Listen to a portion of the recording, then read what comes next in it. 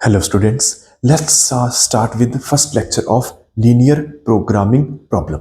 ठीक है, तो हम काफी सारा काम प्लस टू में करते हैं, काफी सारा काम मास्टर्स में करते हैं। गेट के पेपर के अंदर एक या दो क्वेश्चन दिख जाएंगे और नेट में भी एक क्वेश्चन दिख जाता है। ठीक है, तो स्टार्ट करते हैं। लीनियर प्रोग्रामिंग प्रॉब्लम, इसमें हमें क्या बोला जाएगा? हमें एक ऑब्जेक्टिव फंक्शन दिया जाएगा, ठीक है, जिसको मैक्सिमाइज या मिनिमाइज करना होगा। For example let's say maximize z is equal to 5x plus 3y। ठीक है, स्टार्टिंग में आप देखोगे ना, आपको कोई फंक्शन दिया जाएगा जिसको आपने मैक्सिमाइज और मिनिमाइज करना होगा। ऐसे फंक्शन को ऑब्जेक्टिव फंक्शन बोलेंगे। ठीक है, सहजे आपके सामने एग्जांपल है, बट ध्यान से, इस फंक्शन को तो जैसे मर्जी मैक्सिमाइज कर लो, कोई पॉसिबिलिटी नहीं है। x की वैल्यू बड़ी से बड़ी जितनी मर्जी लेते जाओ, y की वैल्यू बड़ी से बड़ी जितनी मर्जी लेते जाओ, कोई लिमिट ही नहीं है। ठीक है, तो इसीलिए हमारे पास कुछ कंस्ट्रेंट्स दिए होते हैं, x और y के ऊपर कुछ रोक लगाई जाती है ताकि हमें इसको मैक्सिमाइज कर सके। फॉर एग्जाम्पल हमें दिया होगा maximise z is equal to 5x plus 3y subjected to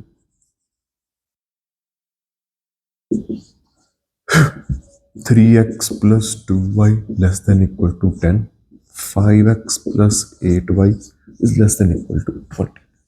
कुछ कंस्ट्रेंट्स दिए होंगे, ठीक है, कुछ कंस्ट्रेंट्स दिए होंगे। ऐसी कंडीशंस को, कुछ कंडीशन दी होंगी, कुछ कंस्ट्रेंट्स दी होंगी, इस कंडीशन को हम कंस्ट्रेंट्स ही बोलते हैं। ठीक है, कंस्ट्रेंट्स। आगे x और y के ऊपर, ठीक है, एक और कंडीशन होती है कि दोनों को पॉजिटिव होना चाहिए, ठीक है, या नॉन नेगेटिव होना चाहिए। x भी और y भी ग्रेटर देन इक्वल टू 0 होना चाहिए। नॉन नेगेटिव वाली कंडीशन, इनको क्या बोलते हैं? Non negative constraints. ठीक है, objective function, constraints, non negative constraints. और ये x एंड y, ये जो दो वेरिएबल है ना, इनको डिसीजन वेरिएबल भी बोला जाता है। ठीक है, तो आपके पास ऐसी प्रॉब्लम दी होगी, कुछ दिया होगा कि z is equal to this, उसको या तो मैक्सिमाइज करने को बोला गया या मिनिमाइज करने को बोला जाएगा। हमारे ऊपर कुछ कंडीशन दी होगी, ये कितनी भी हो सकती है, एक हो सकती है, दो हो सकती है, तीन हो सकती है। ठीक है, और इनको कंस्ट्रेंट्स बोलते हैं, नॉन नेगेटिव होने चाहिए, इसको नॉन नेगेटिव कंस्ट्रेंट्स भी बोल देते हैं। ठीक है, काम क्या आती है रियल लाइफ में, इसके बहुत सारी एप्लीकेशन है। ठीक है, फॉर एग्जाम्पल एक छोटी सी एग्जाम्पल से स्टार्ट करते हैं। लेट्स से आपके पास एक फैक्ट्री है। ठीक है, ऑब्वियसली फैक्ट्रीज में कुछ मशीन्स होंगी, मशीन नंबर 1, मशीन नंबर 2। ठीक है जी, और ये कुछ प्रोडक्ट्स भी बनाएंगी। लेट्स से दो ही प्रोडक्ट्स बनाती हैं, product number A, products number B. ठीक है जी, ऑब्वियसली इन प्रोडक्ट्स को बनाने के लिए कुछ टाइम भी लगेगा। ठीक है, लेट्स से प्रोडक्ट ए को बनाने में मशीन 1 को 2 आवर्स लगते हैं, मशीन 2 को प्रोडक्ट ए बनाने में 1 आवर लगता है। बिल्कुल इसी तरीके के मशीन 1 प्रोडक्ट नंबर भी 1 आवर में बना देती है, और लेट्स से ये 2 आवर्स में बना लेती है। ठीक है, प्रोडक्ट्स, मशीन्स और उनके बनाने के लिए टाइम। लेट्स से कि सेलिंग प्राइस प्रोडक्ट ए का 50 rupees and let's say selling price of product B 100 rupees है। ठीक है जी, 100 रुपीज है। तो हमारा गोल क्या होगा? हमें ऑब्वियसली प्रॉफिट मैक्सिमाइज करना है, यानी आपको क्या करना है? Maximise z is equal to, उसके लिए भी एक और चीज चाहिए, ध्यान दो। अभी हमें ये नहीं पता कि प्रोडक्ट ए कितना बन रहा है, प्रोडक्ट बी कितना बन रहा है। ठीक है, कि मान लो 10 आइटम्स बन रही है तो उसका सेलिंग प्राइस 50 है, क्या पता 20 आइटम्स बन जाए, क्या पता 40 आइटम्स बन जाए। तो इसको लिखने से पहले let the quantity of product A x है, कि फैक्ट्री ए जो प्रोडक्ट है, पहला प्रोडक्ट है, वो एक्स अमाउंट बना रही है। ठीक है, क्या पता 10 प्रोडक्ट्स बनाए, 20 बनाए, 30 बनाए, हमें नहीं पता। बिल्कुल ऐसे क्वांटिटी ऑफ प्रोडक्ट भी वाई बनाएगी। ठीक है, वाई बनाएगी। अब हमारे पास इनकम कितनी आएगी? हमारे पास आएगी 50x, कि एक प्रोडक्ट का प्राइस 50 है, अगर आप इतने बना रहे हो तो 50 इंटू एक्स प्लस 100y, और इसको z मान लो, जिसको हमें मैक्सिमाइज करना है। ठीक है, लेकिन हमारे x और y के ऊपर कंडीशन है। ठीक है, हमारे x और y के ऊपर कंडीशन है। कंडीशन क्या है कि अगर एक प्रोडक्ट को बनाने के लिए 2 घंटे लग रहे हैं और एक्स प्रोडक्ट को बनाने के लिए हमें मतलब कितने घंटे लगेंगे, ठीक है, तो वो हमारे पास आ जाएगा 2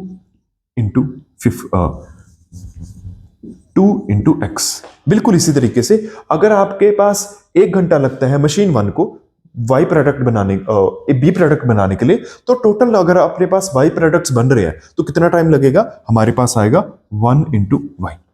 और इन दोनों का टोटल कंबाइंड टाइम्स क्या आ जाएगा हमारे पास, ये कि अगर मशीन 1 ही चला रहे हो, ठीक है, तो हमारे पास 2x इस प्रोडक्ट को बनाने के लिए चाहिए और 1y इस प्रोडक्ट को बनाने के लिए चाहिए टाइम, ठीक है।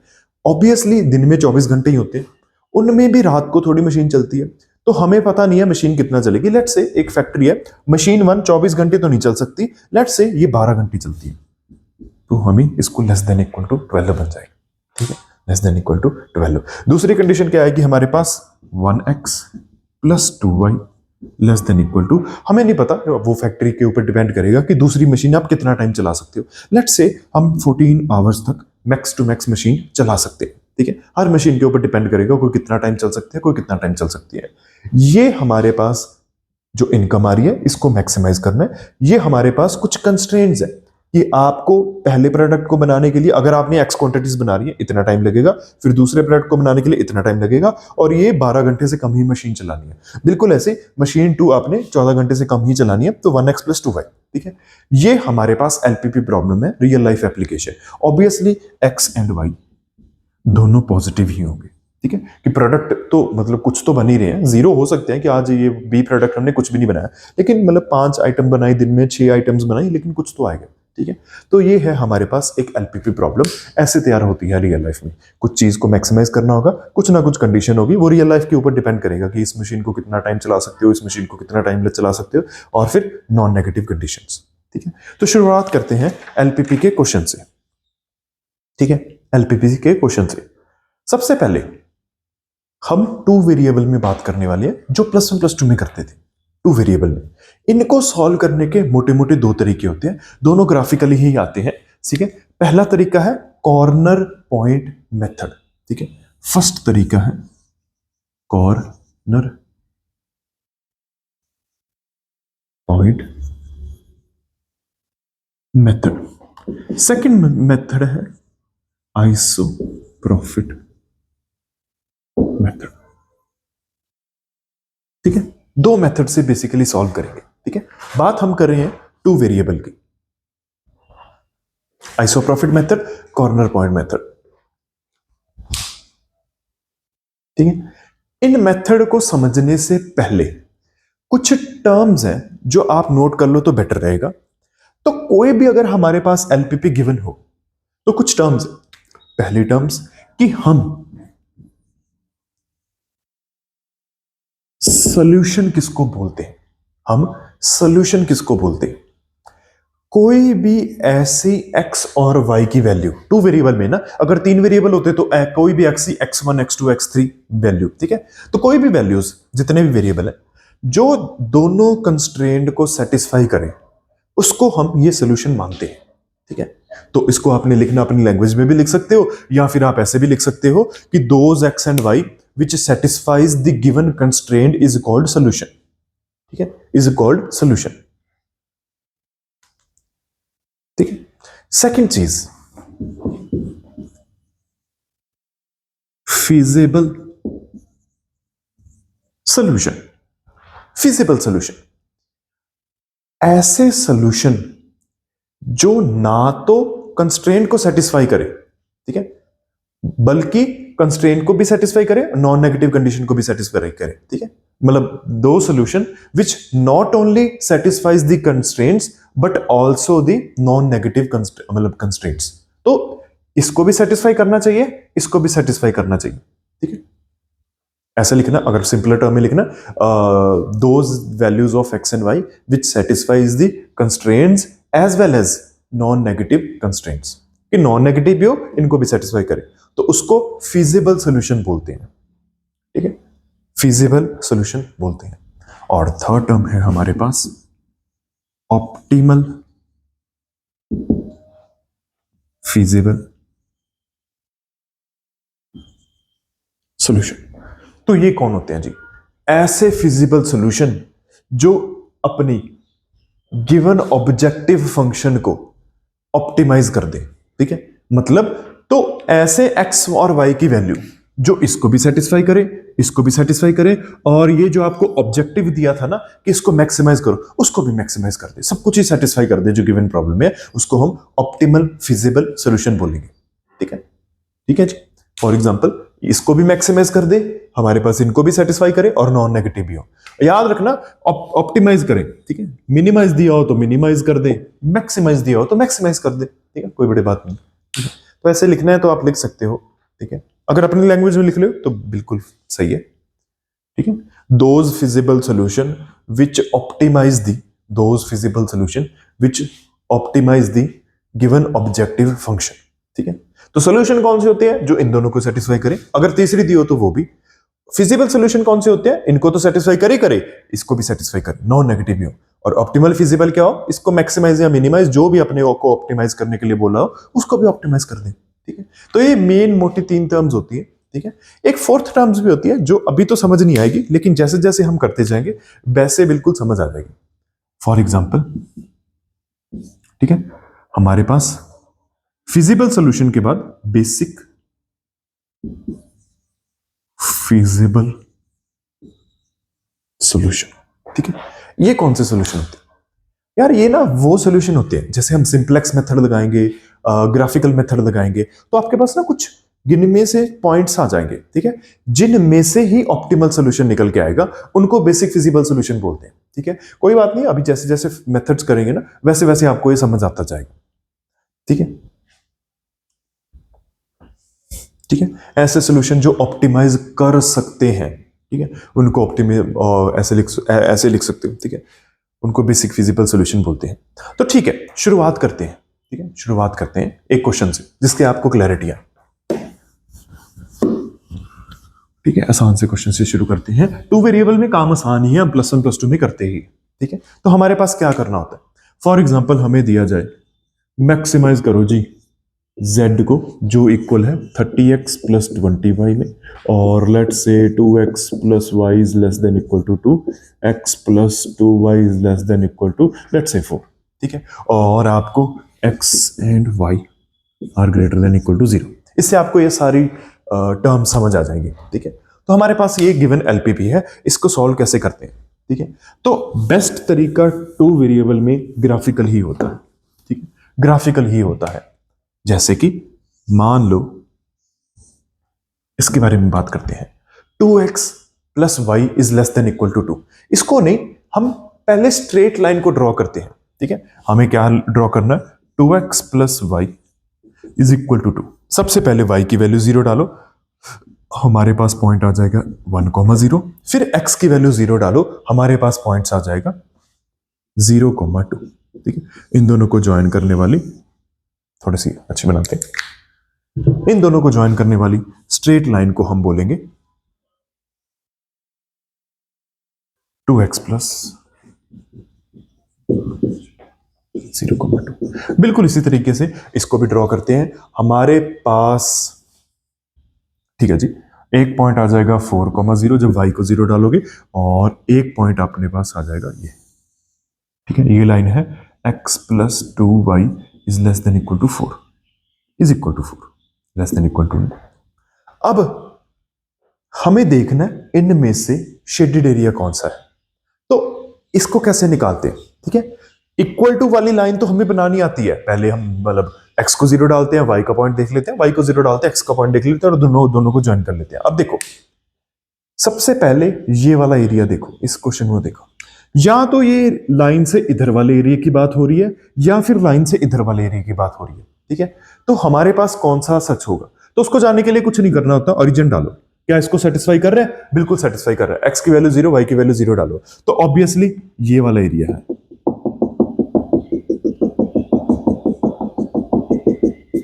ठीक है। बिल्कुल इसी तरीके से इसके लाइन के लेस देन इक्वल टू 4 है, तो यहां ऊपर वाला एरिया होगा या नीचे वाला एरिया होगा, क्योंकि इस लाइन के ऊपर तो इक्वल टू 4 आ रहा है, ठीक है। अब कौन सा होगा वो ओरिजिन डाल के देख लो, इसके नीचे वाले एरिया की ही बात हो रही है, क्योंकि ओरिजिन भी इसको सेटिस्फाई कर रहा है, ठीक है। तो दोनों का कॉमन एरिया मैंने डॉटेड लाइन से बना दिया, ठीक है। इन डॉटेड एरिया से, सॉरी डॉटेड एरिया से बनाया, इन डॉटेड एरिया में देखो ये ऐसे x और y की वैल्यू देंगे जो इसको भी सेटिस्फाई करे और इसको भी सेटिस्फाई करे, ठीक है। ऐसे x और y की वैल्यू देंगे जो इन दोनों को सेटिस्फाई करे। इन ऐसी x और y की वैल्यूज को हम सॉल्यूशन बोलते हैं, ठीक है। दोज मतलब values of x and y which satisfies the given constraint. तो ये डॉटेड एरिया हमारे पास सॉल्यूशन कहलाएगा। लेकिन नोट करो ये वाला एरिया, ठीक है, ये शेडेड एरिया इन दोनों कंस्ट्रेंट्स को तो सेटिस्फाई कर रहा है, लेकिन ये नॉन जीरो भी है। तो इस शेडेड एरिया को हम फिजिबल सॉल्यूशन बोलते हैं, ठीक है। इन शेडेड एरिया में कोई मर्जी पॉइंट उठा लो, इन तीनों को सेटिस्फाई करेगा। लेकिन हमारा ऑब्जेक्टिव क्या है? हमारा ऑब्जेक्टिव है इस फंक्शन को मैक्सिमाइज करना, ठीक है, इस फंक्शन को मैक्सिमाइज करना। तो वो हमारा कैसे होगा? उसको भी करने का बड़ा आसान तरीका होता है। एक थ्योरम होती है जी, जो भी इसका ऑप्टिमल फिजिबल सॉल्यूशन आएगा ये कॉर्नर पॉइंट्स में से ही एक होगा, ठीक है। तो जो तीखे पॉइंट्स है ना शेडेड एरिया में, जैसे कि ये, जैसे कि ये और जैसे कि ये, इन तीनों में से ही आपका ऑप्टिमल फिजिबल सॉल्यूशन आएगा। मतलब इन तीनों में से कोई एक ऐसा पॉइंट है जो इसको मैक्सिमाइज कर रहा है। तो वो कैसे ढूंढेंगे? उसका भी ढूंढने का तरीका आसान ही होता है। आप खुद ही चेक कर लो कि हमारे पास 3 पॉइंट्स बन रहे हैं जी। या तो x की वैल्यू भी 0 है, y की वैल्यू भी 0 है, यानी ओरिजिन, ठीक है। दूसरा पॉइंट है हमारे पास x की वैल्यू 0 और y की वैल्यू 2, यानी ये वाला पॉइंट, ठीक है। तीसरा पॉइंट है हमारे पास x की वैल्यू 1 और y की वैल्यू 0, ठीक है। x की वैल्यू 1 और y की वैल्यू 0, यानी ये वाला कॉर्नर पॉइंट। इनमें देखना है, इनमें से z की वैल्यू निकाल लो, क्या आ रही है? तो पहले केस में z की वैल्यू 0 आ रही है जी, दूसरे केस में z की वैल्यू 4 आ रही है जी, यहां पे निकालनी है हमने पुट करके। तीसरे केस में z की वैल्यू 30 आ रही है। तो हमारा गोल क्या था जी? मैक्सिमाइज करना। तो हमारे पास मैक्सिमल मतलब मैक्सिमम वैल्यू कहां पे आ रही है? z की 30, ठीक है। यानी जब x इज इक्वल टू 1 और y इज इक्वल टू 0 होगा, ठीक है। तो x की वैल्यू 1 और y की वैल्यू 0 पे हमारा गिवन ऑब्जेक्टिव फंक्शन मैक्सिमाइज होगा। तो इससे क्या होगा? ये हमारा ऑप्टिमल फिजिबल सॉल्यूशन है। आई होप आपको क्लियर हो गया हो कि सॉल्यूशन किसको बोलते हैं, फिजिबल सॉल्यूशन किसको बोलते हैं और ऑप्टिमल फिजिबल सॉल्यूशन किनको बोलते हैं, ठीक है। उससे भी मतलब उससे भी पहले लाइक एक बेसिक फिजिबल सॉल्यूशन भी होता है। वो कौन से होते हैं? ये तीनों पॉइंट्स। यार हमेशा ना जब भी एलपीपी के काम करते हैं, ऐसे गिनती के थोड़े से सॉल्यूशन आ जाते हैं जिनमें से ही ऑप्टिमल सॉल्यूशन निकल के आएगा, उनको हम बोलते हैं बेसिक फिजिबल सॉल्यूशन, ठीक है। यानी ग्राफिकल मेथड से ये जो 4 5 या 3 4 या 2 3 जितने भी कॉर्नर पॉइंट्स आएंगे ना, इनको बेसिक फिजिबल सॉल्यूशन बोलते हैं, ठीक है। तो आई होप क्लैरिटी आ गई। Solution, feasible solution, basic feasible solution और ऑप्टिमल सॉल्यूशन, ठीक है। इनमें से निकल के आ रहा है ना, मतलब चाहे कुछ भी बनता रहे फिगर, ठीक है, इन तीनों में से निकल के आएगा optimal feasible solution because of the theorem, ठीक है, कि कॉर्नर पॉइंट में से एक होगा। तो इनको बेसिक फिजिबल सॉल्यूशन बोल देते हैं। ये है ऑप्टिमल फिजिबल सॉल्यूशन। एक और चीज, मैक्स टू मैक्स वैल्यू क्या हो सकती है z की? मैक्स टू मैक्स z की वैल्यू हो सकती है 30। इसके अंदर इससे बढ़ नहीं सकती जो आपने कंस्ट्रेंट दिया। तो इसको ना ऑप्टिमल वैल्यू भी बोल देते हैं। Optimal value, optimal feasible solution, optimal value, ठीक है। तो पेपर में से दोनों में से कुछ भी पूछा जा सकता है, ठीक है जी। तो नेट का क्वेश्चन कर ही लेते हैं जी एक, ठीक है, आपको क्लैरिटी आ जाएगी, आपको क्लैरिटी आ जाएगी। नेट में क्वेश्चन आया था हमारे पास, आई थिंक जून 2023 में आया था, बाकी देख लेना। हमें बोला गया था मैक्सिमाइज करना 3x प्लस 4y, ठीक है, और हमारे पास कंडीशन गिवन थी subject to x plus Y is less than equal to 12 और 2x plus 3y less than equal to 30, ठीक है। और एक और था x plus 4y is less than equal to 36, ठीक है। और x एंड y दोनों की दोनों आपको पॉजिटिव चाहिए और कुछ ऑप्शन गिवन थे,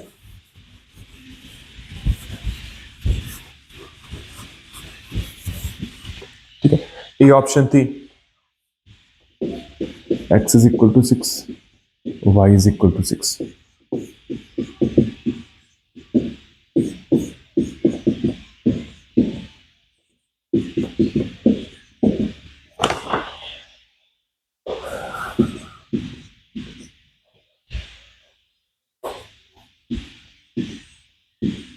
ठीक है जी, ये हमारे पास क्वेश्चन था, नेट में आया हुआ। तो ऑब्वियसली एक तरीका तो हमारे पास ग्राफिकल ही है कि ग्राफ बनाओ और देख लो हमारे पास कौन सा पॉइंट बन रहा है। लेकिन ध्यान से जब ऑप्शन में हमें ऑप्टिमल फिजिबल सॉल्यूशन दिया हो ना, तो क्वेश्चन इतना आसान हो जाता है ना। देखो कैसे, वो तरीका ठीक है जो अभी हमने किया ना, वो बिल्कुल सही तरीका है। आप क्या करो, ग्राफ बनाओ, ठीक है, और उसके ग्राफ के बेसिस पे हम देख लेंगे कि कौन सा बन रहा है, और देखो और उसको टिक करो। लेकिन ध्यान से देखो, हमारा गोल क्या है, करना तो इसको मैक्सिमाइज है ना। ए ऑप्शन में अगर आपका ऑप्टिमल फिजिबल सॉल्यूशन है, अगर ये ऑप्शन ऑप्टिमल फिजिबल सॉल्यूशन है, तो हमारे पास z की वैल्यू आ क्या रही है? तो हमारे पास z की वैल्यू आ रही है 42। बी ऑप्शन में देख लो, z की वैल्यू हमारे पास क्या आ रही है? हमारे पास आ रही है 41। सी ऑप्शन के लिए भी देख लेते हैं।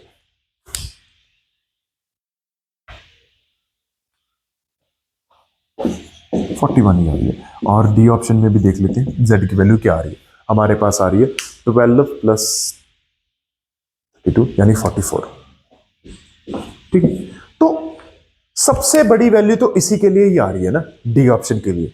तो इसमें चेक करो क्या ये तीनों को सेटिस्फाई कर रहा है? क्या 8 plus 4 less than equal to 12 है? ये तो ठीक है, ये पहली कंडीशन को सेटिस्फाई कर रहा है। क्या दूसरी को कर रहा है? 2 इंटू 4 8 प्लस 24। ठीक है, ये हमारे पास x और y की वैल्यू। क्या ये लेस देन इक्वल टू 30 आ रहा है? तो ये बिल्कुल भी नहीं आ रहा। ठीक है, तो बी ऑप्शन तो नहीं हो सकता। ठीक है, ये इस चीज को ही नहीं सेटिस्फाई कर रहा। फिर अगली बिगेस्ट वैल्यू उठाओ, जैसे कि 42। ठीक है, 42 में हमारे पास ये और ये 6 आएंगे, तो क्या ये इसको सेटिस्फाई कर रहा है? बिल्कुल कर रहा है। क्या ये इस कंडीशन को सेटिस्फाई कर रहा है? बिल्कुल कर रहा है। 30 लेस देन इक्वल टू 30 आ रहा है। और क्या ये इस कंडीशन को सेटिस्फाई कर रहा है? तो वो भी देख लो, हमारे पास बिल्कुल आ रहा है। ठीक है, लेस देन इक्वल टू 36 ही आ रहा है। ठीक है, बिल्कुल आ रहा है। तो हमारे पास ये जो कंडीशन है, इसमें भी चारों में से सेकंड हाईएस्ट दे रही है। हाईएस्ट वाली तो छोड़ ही दो ना, क्यों? क्योंकि हमारे पास ये इसको ही नहीं सेटिस्फाई कर रहा, कंडीशन को ही नहीं सेटिस्फाई हो रही, तो डी तो निकाल ही दो, भूल ही जाओ। तो सबसे बड़ी वैल्यू भी है बची में से, इन तीनों चीजों को भी सेटिस्फाई कर रही है, दोनों पॉजिटिव भी है, तो जो जो पूछा था उसको सेटिस्फाई कर तो दिया, तो यही हमारा पास आंसर होगा। ठीक है, तो ग्राफिकली भी आप निकाल सकते हो, आपके पास आंसर सेम ही आएगा, बट हाँ, ये वाला बेटर मेथड भी अच्छा होता है। ठीक है जी, आगे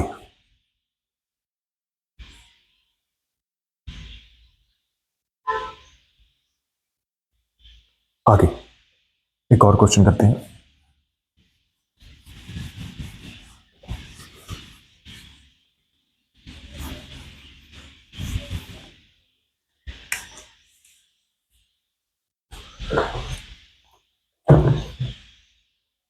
ठीक है, आपको मैक्सिमाइज करना है 40x प्लस 50y। ठीक है, कंडीशंस आपको गिवन है, x plus Y is less than equal to 50, x plus 2y is less than equal to let's say 90, और x and y greater than equal to 0 होनी चाहिए। ठीक है, तो आप वीडियो पॉज करके इसको खुद से सॉल्व कर सकते हैं। ठीक है, वीडियो पॉज करके खुद से सॉल्व करो, और फिर उसके बाद आप चेक करना कि क्या ये सोल्यूशन मैच कर रहा है। तो हमारे पास क्या करना है? ठीक है, हमें पहले ग्राफ बनाना है। सबसे पहले इस लाइन को बनाते हैं, ये तो काफ़ी आसान है। हमारे पास 50,0 है और 0,50 है। ठीक है जी, अगली लाइन, सबसे पहले आप y को 0 डालो, तो हमारे पास पॉइंट आ जाएगा 90,0, और फिर दूसरा आएगा 0,45 जब x को 0 डालोगे, तो हमारे पास ये पॉइंट आ जाएगा। ठीक है, अब देखना है जी कौन सा एरिया बन रहा है। 0 0 डाल के देख लो, दोनों को सेटिस्फाई कर रहा है, तो एरिया तो हमारे पास ये बन रहा है। ठीक है जी, इस फिजिबल सॉल्यूशन वाले रीजन में, ठीक है, कौन कौन से कॉर्नर पॉइंट्स हैं? एक तो 0,45 है, एक 50,0 है, एक 0,0 है, और एक ये पॉइंट है। ये पॉइंट निकालना है जी, तो कैसे निकालोगे? ये दोनों लाइन का इंटरसेक्शन पॉइंट है, ठीक है, यानी हमारे पास पॉइंट कौन सा आएगा? एक तो x plus Y is equal to 50 का, और एक x plus 2y is equal to 90। इन दोनों का इंटरसेक्शन रीजन है, तो निकाल लो, दोनों को सब्ट्रैक्ट करो। y की वैल्यू अपने पास 40 आ रही है, x की वैल्यू अपने पास 10 आ जाएगी, तो ये पॉइंट है हमारे पास 10,40। अब इन चारों में से पॉइंट में से ही कोई एक आधा ऑप्टिमल फिजिबल सॉल्यूशन होगा, तो इन चार पॉइंट्स को बेसिक फिजिबल सॉल्यूशन हम बोलते हैं, ठीक है, जिनमें से ऑप्टिमल सॉल्यूशन निकल के आएगा। तो पॉइंट कौन कौन से हैं वो बना लेते हैं। तो पॉइंट है हमारे पास 0,0 और 0,45 और 50,0 और 10,40। ठीक है जी, ये चार पॉइंट्स हैं, इनमें से हमें वैल्यू निकालनी है, तो पुट करके देख लेते हैं जी। ठीक है, 0,0 पे हमारे पास 0 ही आ रहा है, 0,45 पे देख लो हमारे पास क्या आ रहा है, ये अपने पास आ जाएगा 0,52250। ठीक है, ये z की वैल्यू। 50,0 पे हमारे पास आ जाएगा 200। ठीक है, और 10,40 पे हमारे पास आ जाएगा ये हमारे पास 400 प्लस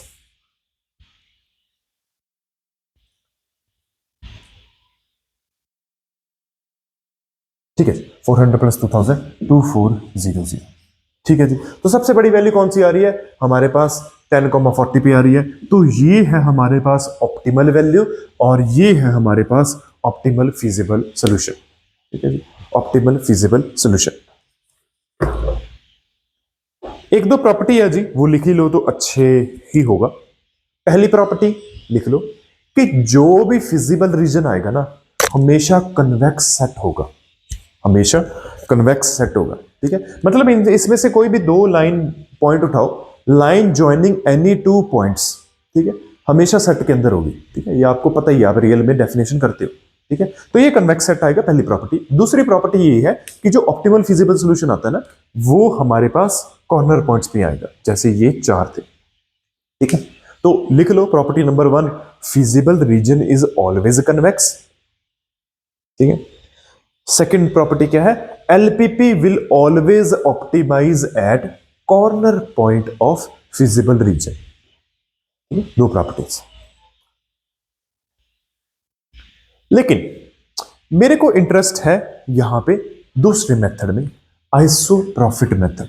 ये तो था corner point method, isoprofit method क्या बोलता है? वो भी इसी में से निकल के आता है, आपको फ्यूचर में ना प्रूफ करने के में हेल्प करेगा।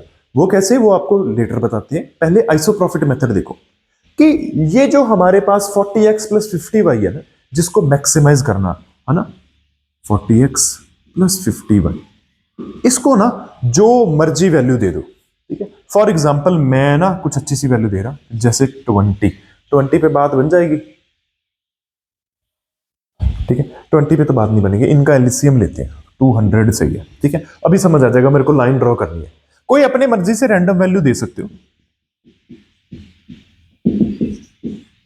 ठीक है, आप अपनी मर्जी से जो मर्जी रैंडम वैल्यू दो, मैं ये ले रहा हूं। ठीक है, मेरे को लाइन बनानी आसान हो जाएगी। ठीक है, तो ये हमारे पास क्या बनेगा? ठीक, तो जिस चीज को भी मैक्सिमाइज करना है, कोई भी दो रैंडम वैल्यू दे दो, कोई भी दो। ठीक है, तो इसको थोड़ा सा सिंप्लीफाई करते हैं। ये 4x प्लस 5y की वैल्यू 20 आएगी, और ये 4x प्लस 5y की वैल्यू 40 आएगी। आपका अगला गोल क्या है? आपने ये दोनों लाइंस अपने गिवन फिजिबल रीजन या मतलब कहीं पे भी ग्राफ पे बनानी है। तो पहली लाइन को बनाओगे आप, y की वैल्यू 0 पुट करो, तो आपके पास x की वैल्यू आ जाएगी 5,0। ठीक है, और फिर आप x की वैल्यू 0 डालोगे तो अपने पास वैल्यू आ जाएगी 4,0। ठीक है, ये पॉइंट। तो ये तो होगी पहली लाइन। ठीक है, बिल्कुल इसी तरीके से दूसरी लाइन बनाओ, वो थोड़ी सी यहां पे आएगी। ये अपने पास लाइन है 4x plus 5y is equal to 40, और ये है 4x plus 5y is equal to 12। कोई भी दो रैंडम वैल्यू ले लो। ठीक है, मेरे को आसान वाली बनानी थी तो मैंने ये ले ली, जैसे 5,0 आ गया, ये पॉइंट आएगा 0,4। ठीक है, ये पॉइंट्स क्या आएगा 0,8, और ये पॉइंट हमारे पास क्या आएगा 10,0। अब क्या करना है? फिर आपने आइसोप्रोफिट मेथड में पहले तो जो ऑब्जेक्टिव फंक्शन था उसको कोई भी दो रैंडम वैल्यू दे देनी है, फिर उसको ड्रॉ करना है। मैंने कहा फिर फिर आपने ध्यान से एक बात नोट करनी है, आपने देखना यहां पे मैक्सिमाइज करना है या मिनिमाइज करना है। तो हमारा गोल इस केस में मैक्सिमाइज है, तो जिसकी भी वैल्यू छोटी आ रही है ना, उसको बोलो कि आप बड़े वाले की तरफ मूव करें, क्योंकि हमारा गोल तो है बड़ा, इसकी वैल्यू बढ़ानी, ठीक है। तो छोटे वाली चीज को बोलेंगे कि बड़े वाली जिसके पास बड़ी वैल्यू आ रही है ना, आप उनके पास थोड़ा सा चल के जाओ, ठीक है। हमारा गोल है कि वैल्यू बढ़ानी है, ठीक है। मिनिमाइज के केस में उल्टा करते हैं कि बड़े वाले को बोलते हैं छोटे वाले के पास जाओ, क्योंकि वैल्यू कम से कम करनी है, ठीक है। तो हमारे पास ये लाइन है ना, इसको बोलेंगे कि इस लाइन को उठाओ के ना इस डायरेक्शन में जाना। तो ये लाइन जब इस डायरेक्शन में जाती जाएगी जाती जाएगी जाती जाएगी, क्लियरली इस लाइन को, ये जो लाइन है, ठीक है, इसको चलाना शुरू करना है। क्लियरली एक पॉइंट के बाद फिजिबल रीजन को ये लीव करने वाली है, ठीक है। ये लाइन को आप ऐसे पकड़ के ना, ऐसे स्लोप नहीं चेंज करनी, सिर्फ आपने ये स्लोप नहीं चेंज करनी, बस इसको उठा के इसकी डायरेक्शन में घुमाना, ठीक है। पैरेलल लाइंस आएंगी ऑब्वियसली, ऐसे ऐसे करते जाओगे ना, ये फिजिबल रीजन को एक पॉइंट पे आके लीव करने वाली है, ऐसे कहीं पहुंच जाएगी। तो लीव करने से जस्ट पहले जिस पॉइंट को ये क्रॉस करके जाएगी, ठीक है, वो ही हमारा ऑप्टिमल फिजिबल सॉल्यूशन होता है। पॉज करके आप अपनी लैंग्वेज में लिख लो। आइसोप्रॉफिट मेथड क्या बोलता है कि जो भी आपका ऑब्जेक्टिव फंक्शन है, इसकी दो मर्जी जो रैंडम वैल्यू दे दो। मैक्सिमाइज करना है कि तो छोटे वाले को बोलो कि बड़े वाले के पास जाओ, चीज मैक्सिमाइज होनी है, ठीक है। तो करने के बाद जब भी फिजिबल रीजन को लीव करने लगे, उससे जस्ट पहले वाली वैल्यू को हम ऑप्टिमल फिजिबल सॉल्यूशन बोलेंगे, सबसे बड़ी वही आने वाली। थोड़ा ध्यान से सोचोगे ना, तो हम इसको ये 20, 21, 22 जैसे जैसे इस लाइन को आगे भेज रहे हो ना, तो 20, 21, 22, 23 ये बढ़ रहा है। मतलब अगर आपका 2D ज्योमेट्री में हाथ अच्छा है तो, ठीक है, और कुछ नहीं हो रहा, तो मतलब बढ़ा रहे हो तो फिजिबल रीजन से लीव करने से जस्ट पहले मैक्सिमम वैल्यू आएगी। मिनिमाइज के केस में उल्टा हो जाएगा, ठीक है। तो ये आइसोप्रॉफिट मेथड है,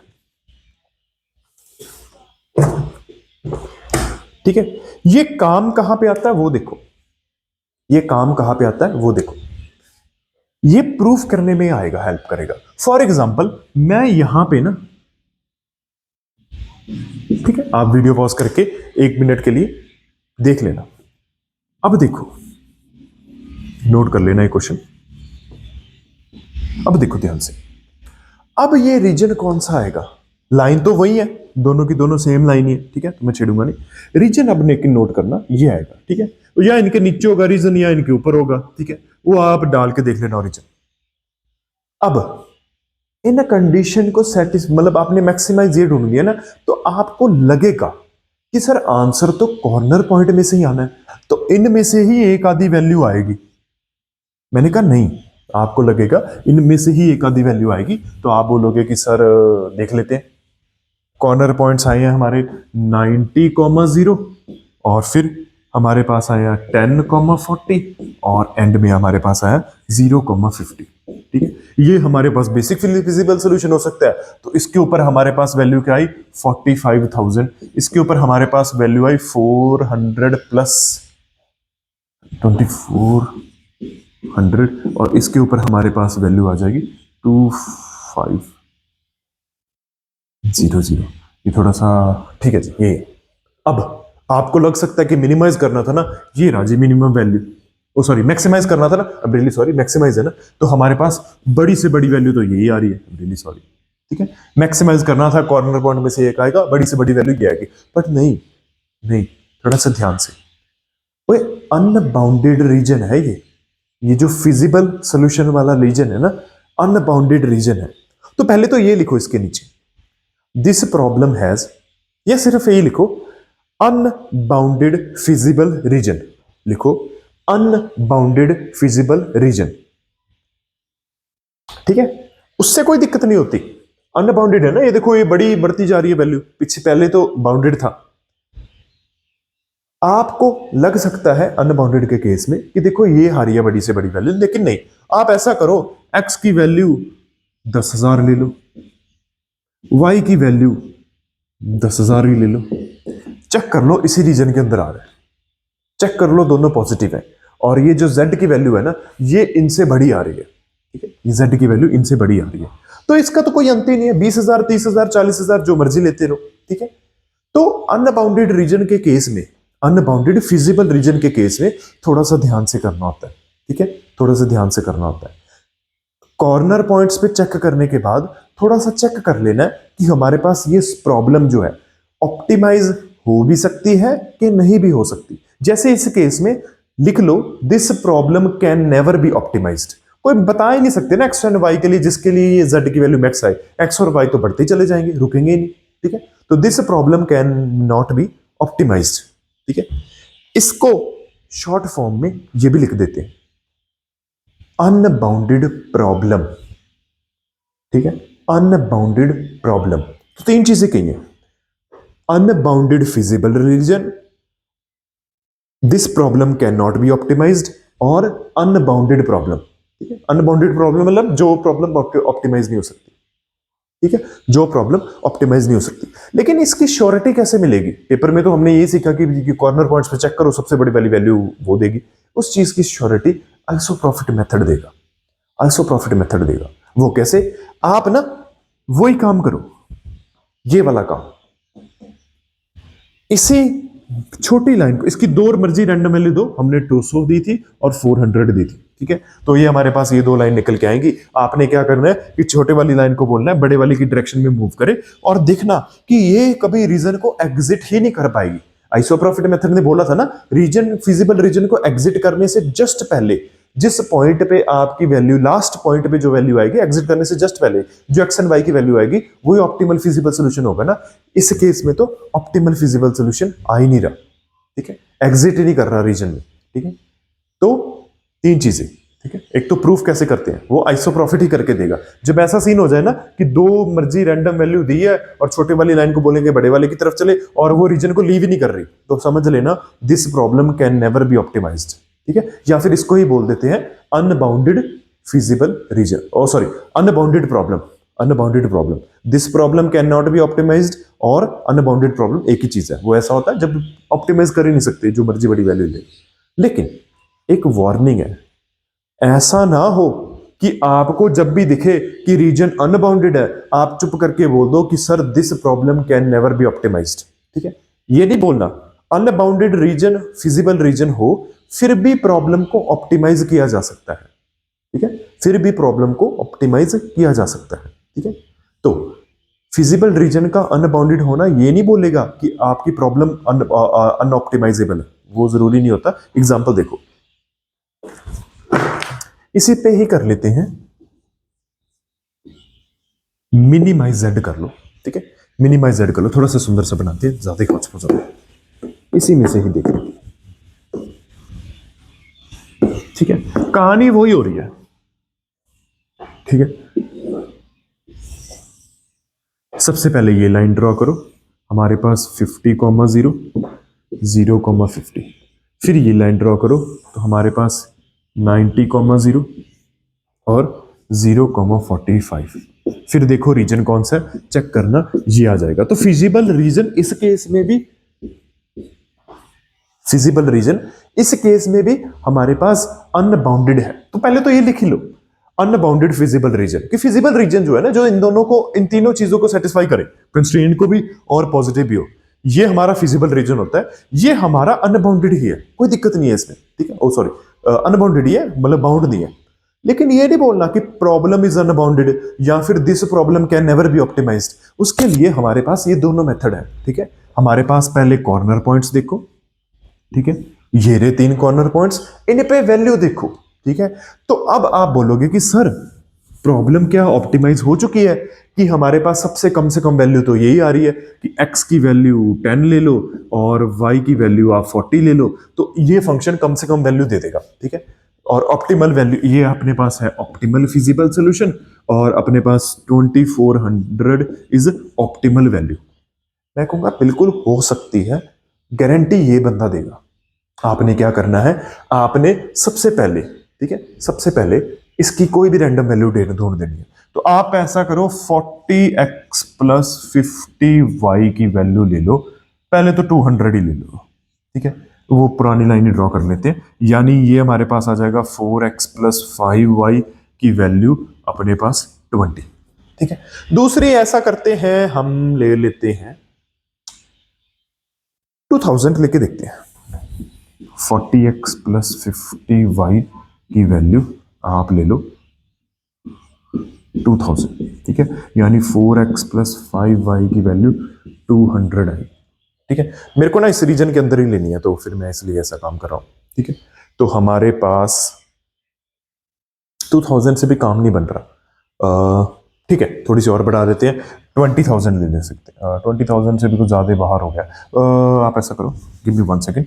4 से डिवाइड करने के बाद, 40 से डिवाइड करने के बाद 100 आ जाए, तो 40 से डिवाइड करने के बाद 100 आ जाए तो 4000 ले लो।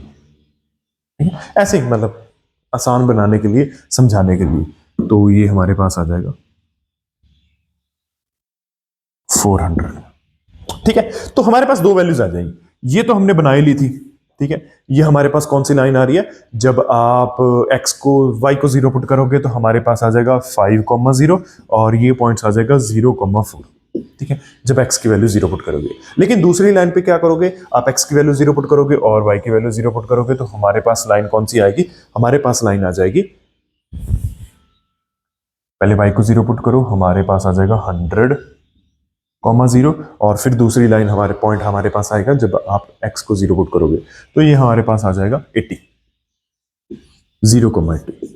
ठीक है, तो फिर दो लाइंस आ गई हमारे पास, ये वाली लाइन और ये वाली लाइन। आप क्या बोलोगे, छोटी वाली लाइन को बोले, बड़ी वाली लाइन को बोलेंगे, बड़े वाली लाइन को बोलेंगे कि छोटी वाली लाइन की डायरेक्शन की तरफ मूव करें। ठीक है, क्योंकि हमें तो मिनिमाइज करना है, तो इस लाइन को बोलेंगे कि इस डायरेक्शन में जाना है अपने। ठीक है, कोई दो मर्जी वैल्यू आप यहां पे जो मर्जी डाल सकते हो, जो आपको पसंद हो। ठीक है, बस बनाना ऐसे कि कट कटा के थोड़ा सा आसान सा काम हो जाए। ठीक है, मतलब दे तो आप रैंडमली कुछ भी वैल्यू दे सकते हो। तो बड़े वाली लाइन जो कि ये है, इसको बोलेंगे कि छोटे वाली लाइन की तरफ मूव करो, क्योंकि हमें वैल्यू इस चीज की कम से कम करनी है। ठीक है, तो हमारे पास जब ऐसा करोगे, इस लाइन को उठा के इधर करोगे, ये अपने पास फिजिबल रीजन से बाहर निकल रही है, यानी ये प्रॉब्लम तो ऑप्टिमाइजेबल है ही है। जब रीजन से बाहर निकल जाए ना लाइन, ठीक है, तो हमारे पास ऑप्टिमाइजेबल है ही है। वो बस मैक्सिमम और मिनिमम का ध्यान देखना है। मिनिमम तो बड़े वाले को बोलो छोटे वाले की तरफ जाए, क्योंकि वैल्यू कम करनी है हमें। ठीक है, तो ये निकलने से पहले देखो इसी पॉइंट में से ही जा रही। ठीक है, जस्ट निकलने से पहले लास्ट पॉइंट इसका ये होगा, यानी ये पॉइंट हमारे पास ऑप्टिमल फिजिबल सोल्यूशन है। ठीक है, तो अनबाउंडेड के रीजन में ना दोनों चीजें लगानी पड़ जाती है। बाउंडेड रीजन हो तो पक्का ही पता है, चार कॉर्नर पॉइंट्स आ रहे हैं, सभी तरफ से बाउंडेड है, तो ये इनमें से एक ऑप्टिमल फिजिबल सॉल्यूशन हो। लेकिन अनबाउंडेड फिजिबल रीजन आ जाए ना, तो थोड़ा ध्यान से करना। ठीक है, आपको सारे कॉर्नर पॉइंट्स पे तो वैल्यू देखनी है, लेकिन गारंटी लेने के लिए कि हाँ यहाँ पे मैक्सिमा या मिनिमा आ रहा है, उसके लिए आइसोप्रॉफिट मेथड देखना पड़ेगा। ठीक है, ये देखना पड़ेगा कि आप लाइन को जब मूव कराओगे, वो फिजिबल रीजन को एग्जिट कर रही है कि नहीं कर रही है, और वो लाइन कैसे मूव करानी है वो इस पे डिपेंड करेगा। मिनिमा है तो बड़े वाले को बोलेंगे छोटे वाले की तरफ जाए, मैक्सिमा है तो छोटे वाले को बोलेंगे बड़े वाले की तरफ जाओ। ठीक है, तो इतना सा काम होता है, इससे आपका काम हो जाएगा पेपर में। ठीक है,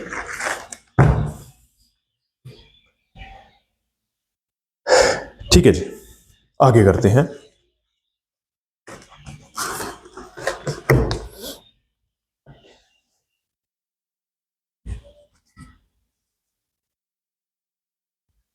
ठीक है जी, एक क्वेश्चन और करो, फिर बात करते हैं।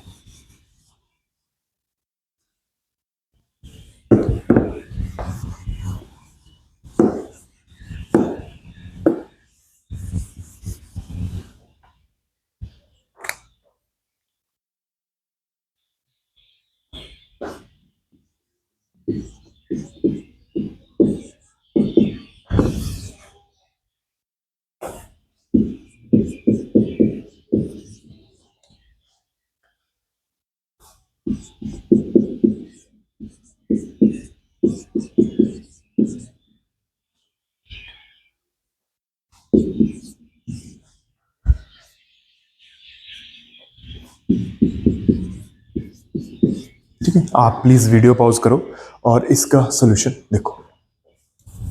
ठीक है, खुद सोचो, खुद करो, आपको बस कुछ नहीं करना। पहले आपको फिजिबल रीजन निकालना है, फिर 2-3 कॉर्नर पॉइंट्स आएंगे वहां पे देखना। अगर शक हो तो आइसोप्रॉफिट मेथड आप लगा सकते हो।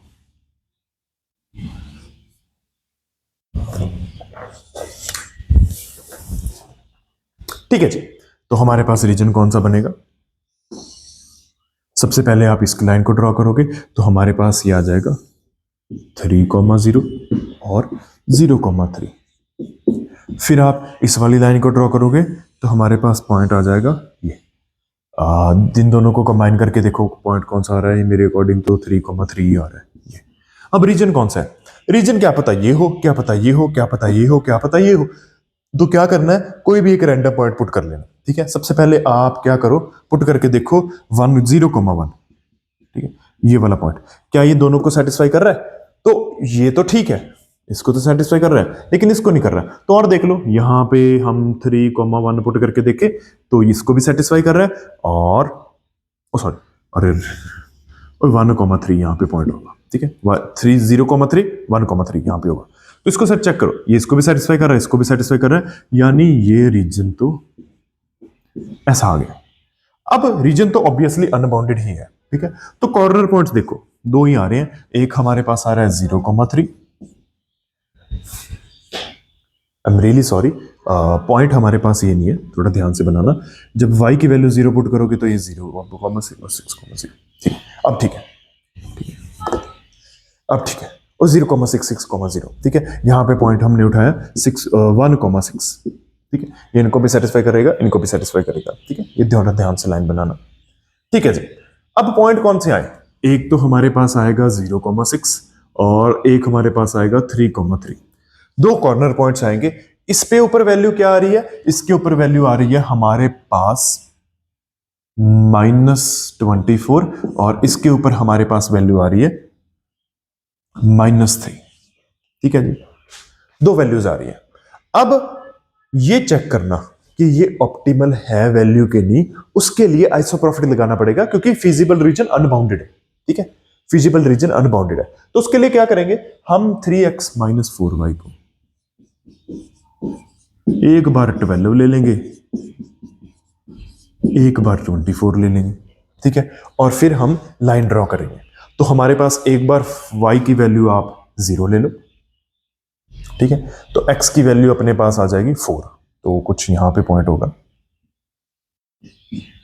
ठीक है, और ठीक है, और एक बार आप x की वैल्यू 0 लो, हमारे पास y की वैल्यू आएगी -3, तो -3 यहां पे होगा। तो एक तो आ रही है ये लाइन, ये कौन सी है? 3x - 4y = 12। ठीक है जी, दूसरी लाइन देख लो, इस केस में क्या आएगी? हमारे पास आ जाएगी, एक पॉइंट आएगा 8,0। ठीक है, और दूसरा पॉइंट आएगा हमारे पास -6। आई एम होपिंग यार। ठीक है जी, तो ये ठीक है, ये लाइन है 3x - 4y = 24। अब आपने क्या करना है, अब गिव मी 1 मिनट, थोड़ा सा रीजन के अंदर लेके जाते हैं। ठीक है, थोड़ा सा रीजन के अंदर लेके जाते हैं इसको ना, लाइन को आसान हो जाएगा, -12 ले लो। ठीक है, अब देखो पॉइंट कौन सा आ रहा है। ठीक है, ये लाइन को थोड़ा सा रीजन के अंदर लेके जाते हैं ताकि आसान हो जाए। हमारे पास पॉइंट कौन सा आएगा? एक तो आएगा हमारे पास x की वैल्यू -4। ठीक है, एक हमारे पास y की वैल्यू आएगी +3, यानी हमारे पास ये, तो लाइन आएगी ये। ठीक है, 3x - 4y = -12। अब क्या बोलना है? इस लाइन को बोलना है कि आपने बड़े वाली की वैल्यू की तरफ मूव करना है। ठीक है, इस लाइन को बोलेंगे कि बड़े वाली वैल्यू की तरफ मूव करो, क्योंकि मैक्सिमाइज करना है। ये जब मूव कर रही है, देखो एक पॉइंट के बाद रीजन को एग्जिट कर रही है, और लास्ट पॉइंट यही है 3,3। ठीक है, लास्ट पॉइंट हमारे पास यही है 3,3। तो रीजन को एग्जिट कर रही है ना, तो दिस प्रॉब्लम इज ऑप्टिमाइजेबल, या फिर the problem is bounded. Unbounded problem नहीं है। ठीक है, प्रॉब्लम बाउंडेड है। ठीक है, वो बात अलग है, फिजिबल रीजन अनबाउंडेड है। ठीक है, उससे कोई लेने देना नहीं। The problem can be optimised, और इसके ऑप्टिमल फिजिबल सोल्यूशन क्या है? ऑप्टिमल फिजिबल सोल्यूशन है हमारे पास 3,3। और अगर कोई पूछे कि इसकी ऑप्टिमल वैल्यू क्या है, तो वो है हमारे पास है -3। ठीक है जी, -3। तो ये हेल्प करेगा जब अनबाउंडेड रीजन के अंदर हो। ठीक है जी, ठीक है जी, आगे आप प्लीज ये क्वेश्चन नोट कीजिए, फिर हम बात करते हैं इसके ऊपर।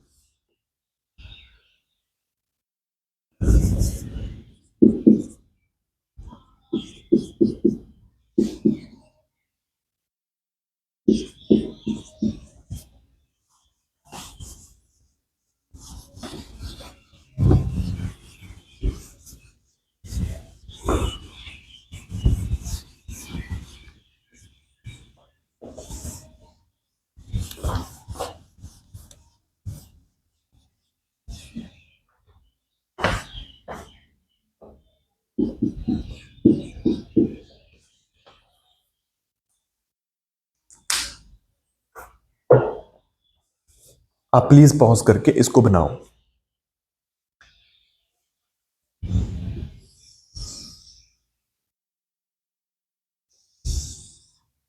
फिर बात करते हैं।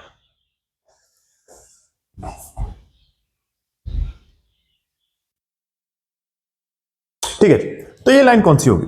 एक बार x को वैल्यू 0 रखो, एक बार y की वैल्यू 0 रखो, चेक करो हमारे पास 2,0 और 0,2 से पास करेगी। इस केस में हमारे पास पहले y को वैल्यू 0, पहले x की वैल्यू 0 रखो, तो हमारे पास y की वैल्यू आ जाएगी 5, 0,5। फिर आप x की वैल्यू 0 रखो तो हमारे पास आ जाएगी ये पॉइंट। थोड़ा सपना लेते हैं। ठीक है, तो ये दो लाइंस आ रही है हमारे पास, थोड़ी सी सुंदर सी बनाना। ठीक है, इसको छोड़ ही दो। ठीक है जी, ये दो लाइंस आ रही हैं। ठीक है, पॉजिटिव में बात करते हैं। अब इसको सेटिस्फाई करने वाला रीजन कौन सा है वो चेक करने के लिए ओरिजिन डाल के देखो। तो इस लाइन के नीचे आ रहा है ना, तो हमारे पास ये रीजन आएगा जो पहली कंस्ट्रेंट को सेटिस्फाई करे। दूसरी को सेटिस्फाई करने के लिए ओरिजिन डाल के देखो, सेटिस्फाई नहीं कर रहा तो ओरिजिन नहीं काउंट होगा, तो ऊपर वाला रीजन होगा। ठीक है, अब जो पॉइंट्स इस कंडीशन को सेटिस्फाई कर रहे हैं वो इधर नहीं है, जो इनको सेटिस्फाई कर रहे हैं वो इधर नहीं है। ठीक है, तो कोई भी ऐसा पॉइंट एग्जिस्ट ही नहीं करेगा जो अपने पास पॉजिटिव एक्स और वाई की वैल्यू में बात हो रही है जो इन दोनों को सेटिस्फाई करे। ठीक है, क्योंकि इस लाइन से ऊपर वाला रीजन है, इस लाइन से नीचे वाला रीजन है। ठीक है, लेकिन ध्यान से, ठीक है, लेकिन ध्यान से इन दोनों पॉइंट लाइन का, यानी हमारे पास x plus Y is equal to 2 और 2x plus Y is equal to 5, इसका इंटरसेक्शन पॉइंट निकालना। क्या आएगा? x की वैल्यू तो आ रही है जी 3 और y की वैल्यू आ रही है -1। देखो इन दोनों को सेटिस्फाई कर रहा है, यानी अगर आप इस लाइन को आगे बढ़ाओगे और इस लाइन को भी आगे बढ़ाओगे तो हमारे पास एक पॉइंट पे इंटरसेक्ट कर रहे हैं जो पॉइंट है 3, -1। मैंने कहा जी, तो कह रहा कि इस लाइन से ऊपर वाला रीजन था ना, यानी ये रीजन, इस लाइन से नीचे वाला था यानी ये रीजन। तो ऐसी बात नहीं है कि कोई पॉइंट क्रॉस नहीं कर रहा, दो कोई पॉइंट इन दोनों को सेटिस्फाई नहीं कर रहा, कर रहे हैं, जैसे ये वाले पॉइंट्स, लेकिन पॉजिटिव एक्स और वाई को वाई नहीं सेटिस्फाई कर रहे। तो इस केस में क्या बोलेंगे? इस केस में बोलेंगे the given problem is infeasible. कोई फिजिबल सॉल्यूशन ही नहीं आ रहा। ठीक है, ये प्रॉब्लम क्या है? इन फिजिबल। लेकिन कोई पेपर में डाल देना this problem has a solution, तो आपने टिक करना है। यार सॉल्यूशन तो है ही ना। सॉल्यूशन क्या था? जो दोनों कंस्ट्रेंट को सेटिस्फाई करे। फिजिबल सॉल्यूशन नहीं है, कोई पॉजिटिव एक्स और वाई की वैल्यू नहीं है जो सेटिस्फाई करे। सॉल्यूशन तो है। ठीक है, so this problem has a solution. ठीक है, प्रॉब्लम का सॉल्यूशन तो है ना। ये देखो, ये वाले पॉइंट्स ये इन दोनों कंस्ट्रेंट को सेटिस्फाई करेंगे, लेकिन ये जो सारे पॉइंट्स है पॉजिटिव नहीं है, तो इनफिजिबल। हमने स्टार्टिंग में डेफिनेशन की थी ना कि सॉल्यूशन किसको बोलते हैं और इनफिजिबल किसको बोलते हैं। ठीक है, ओ सॉरी, फिजिबल सॉल्यूशन किसको बोलते हैं। तो फिजिबल सॉल्यूशन नहीं है, लेकिन इस प्रॉब्लम का आपके पास सॉल्यूशन तो है। तो थोड़ा ध्यान से, यहां पे गलती मैक्सिमम होती है। ठीक है, एक और क्वेश्चन कर लो। प्लीज वीडियो पॉज करके ये देखो। ठीक है, वीडियो पॉज करके इसको सेटिस्फाई करो। ठीक है, पिछले वाले प्रॉब्लम इनफिजिबल थी बट उसका सॉल्यूशन फिर भी था। ये वाली प्रॉब्लम में देखो क्या हो रहा है। ठीक है, ठीक है जी, आई एम होपिंग आपने सॉल्व करने की कोशिश की होगी। आपके पास दो लाइन आएंगी, एक तो ये होगी 4,0 और 0,4। ठीक है, दूसरी लाइन आपके पास कुछ ऐसी दिखेगी। ठीक है, अपने पास 1,0 सॉरी 0,1 और 1,0। ठीक है जी, तो इनको सेटिस्फाई करता हमारे पास क्या होगा? रीजन ये वाला होगा, और यहां पे 1 कर लो। ठीक है, 2 किया तो 2 कर लो, 2 कर पॉज करके आपने सॉल्व किया ही होगा, यहाँ पे 2 कर लेते हैं। ये पॉइंट आएगा आपके पास 0,2 और ये पॉइंट आपके पास आएगा 2,0। ठीक है जी। अब ये लेस देन इक्वल टू 2 है, ओरिजिन सेटिस्फाई कर रहा है, तो इसके नीचे वाले की बात हो रही है। वैसे अगर आपने प्रॉपरली बनाना है तो ये होगा, ठीक है जी। इसमें ऊपर वाले की बात हो रही है तो ये वाला रीजन होगा, ठीक है। तो ऑब्वियसली ऐसा कोई पॉइंट एग्जिस्ट ही नहीं करता, पॉजिटिव में भी नहीं करता और इन जनरल भी नहीं करता कि इन दोनों कंस्ट्रेंट को सेटिस्फाई करे, ठीक है। जो इनको कर रहा है वो इनको नहीं कर रहे, इनको कर रहा है वो इनको नहीं कर रहे, कॉमन तो कुछ भी नहीं आ रहा। तो ये प्रॉब्लम में दो चीजें हैं। एक तो इस प्रॉब्लम का सोल्यूशन है ही नहीं, नॉन नेगेटिव के केस में भी, मतलब इसको भूल भी जाओगे ना तब भी कोई ऐसा पॉइंट नहीं मिलेगा। पिछले में मिल तो रहा था ना, तो उसमें बोल दिया सोल्यूशन है। इसमें एक तो बात लिखो कि this problem does not have any solution, ठीक है। दूसरी, इनफिजिबल तो है ही, जब सोल्यूशन ही नहीं मिला इनफिजिबल भी होगा। कि इनफिजिबल के केस में तो पॉजिटिव में चाहिए था ना, वो तो होगा ही नहीं जब एक पूरे 2D प्लेन में नहीं, ठीक है। तो this problem is infeasible, this problem has no solution, दोनों चीजों को टिक करें।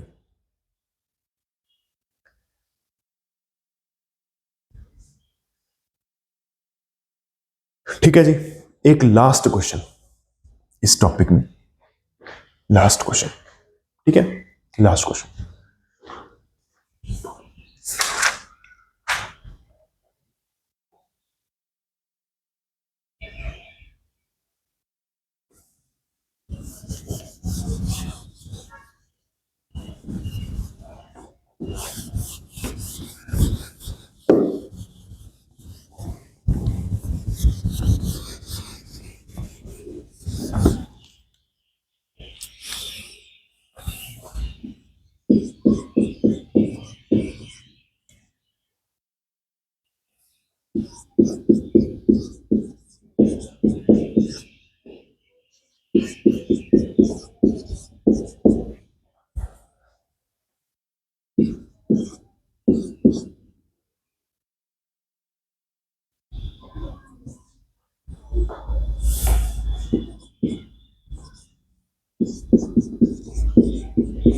इसको सॉल्व करो, ठीक है। वीडियो पॉज करके इसको सॉल्व करो।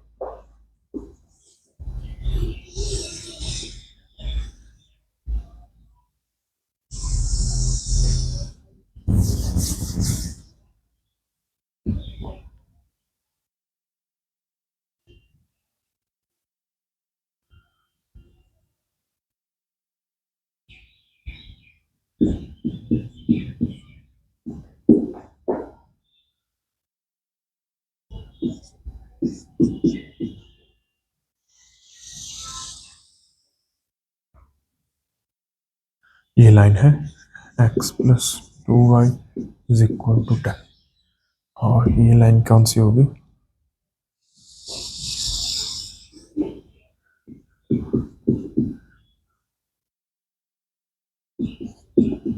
ये लाइन है 6x plus 6y is equal to 36, ठीक है। एक और चाहिए, बी लाइन है x इज इक्वल टू 4, ठीक है। तो ये अपने पास लाइंस है, ठीक है। और हमारे पास रीजन कौन सा आएगा चेक कर लेना, ये आएगा, ठीक है। तो कॉर्नर पॉइंट कौन से? एक तो है, ठीक है जी, एक तो है 4,0, ठीक है। तो कॉर्नर पॉइंट्स कौन से हैं? 4,0, एक है 0,0, ठीक है। एक है 0,5, ठीक है। एक है ये पॉइंट, ये क्या है? x इज इक्वल टू 4 और x plus Y is equal to 6 को सेटिस्फाई करने वाला, यानी 4,2। तो एक पॉइंट है 4,2, ठीक है। और इनको भी देख लो कौन सा आएगा, ठीक है। इन दोनों लाइन का इंटरसेक्शन पॉइंट निकालो तो चेक करना हमारे पास आ जाएगा, आई एम होपिंग 2,4। आप सभी का भी ये आएगा, तो 2,4, ठीक है। ये पॉइंट्स है हमारे पास कॉर्नर पॉइंट्स, ठीक है जी। तो इन पे वैल्यूज देख लेते हैं जी। हमारे पास क्या आएगी? हमारे पास इस केस में आ रही है जी 16, इस केस में हमारे पास 0 आ रही है, इस केस में हमारे पास 20 आ रही है, और 24 और 24, ठीक है जी। तो 24 और 24 सबसे बड़ी वैल्यू तो इन दोनों पॉइंट्स के ऊपर आ रही है, ठीक है जी। इन दोनों पॉइंट्स के ऊपर सबसे बड़ी वैल्यू आ रही है, तो क्लियरली ये ऑप्टिमल फिजिबल सोल्यूशन तो है, क्लियरली ऑप्टिमल फिजिबल सोल्यूशन तो है। लेकिन अब पूछा जाए आपसे कि और कोई पॉइंट है, तो बिल्कुल है। इन दोनों लाइंस को इन दोनों पॉइंट को ज्वाइन करने वाली लाइन के ऊपर जो मर्जी पॉइंट उठा लो, वो ऑप्टिमल फिजिबल सॉल्यूशन ही है, सबके ऊपर वैल्यू 24 आने वाली है। ठीक है, तो ये पहले नोट कर लो, पहले नोट कर लो कि ऑप्टिमल फिजिबल सॉल्यूशन 2 आ रहे हैं। ठीक है, ऑप्टिमल वैल्यू हमारे पास 24 आ रही है। दूसरी चीज, इसको ना इन जनरली लिख लो, if x1 and x2 are two optimal feasible solution of LPP, if x1 and x2, ठीक है, वेक्टर में लिख रहे हैं x1 and x2। ठीक है, हमारे x1 क्या है, हमारे पास है 4,2 और x2 क्या है 2,4। ठीक है, x1 and x2 are two optimal feasible solution of the given LPP। Then lambda x1 plus 1 minus lambda x2, ठीक है, is again an optimal feasible solution. ठीक है, और ये भी लिख लेना कि 0 से बड़ा होगा लैम्डा और 1 से छोटा होगा। ये पता है ना, line segment joining x1 and x2 होता है। ठीक है, 3D में हो तो 3 पॉइंट्स आ जाएंगे, 4D में हो तो सॉरी 3 कोऑर्डिनेट्स आ जाएंगे, 4D में 4 coordinates x y z t आ जाएगा, x1 x2 x3 x4। ठीक है, इस केस में, ठीक है, 4D में 3D में वो जैसा भी हमने वेक्टर फॉर्म में लिख लिया कि कोई भी 2 पॉइंट अगर ऑप्टिमल फिजिबल सॉल्यूशन हो ना, इन दोनों को ज्वाइन करने वाली लाइन के ऊपर हर पॉइंट आपका ऑप्टिमल फिजिबल सॉल्यूशन होगा। तो इसको आप ऐसे भी सोच सकते हो, या तो ऑप्टिमल फिजिबल सॉल्यूशन की एक ही वैल्यू आएगी या अनकाउंटेबली मैनी आएंगे। ठीक है, या एक ही सॉल्यूशन आएगा, मतलब पॉइंट एक भी होगा, या अनकाउंटेबली मैनी होगा। आइसोप्रोफिट मेथड से और अच्छे से समझ आ जाएगा इसको कि आपने ना क्या करना है, 4x प्लस 4y इसको करना है ना, उसको एक बार आप ले लो 4x प्लस 4y को आप ले लो, उसे नीचे रखना ना, कुछ भी ले लो, 12 ले लो। ठीक है, तो एक अपने पास पॉइंट आएगा ये, ठीक है, 1,0 से, और अपने पास 0,1 से पास करता हुआ, और एक हमारे पास पॉइंट आएगा ये अपने पास 3,0 और 0,3।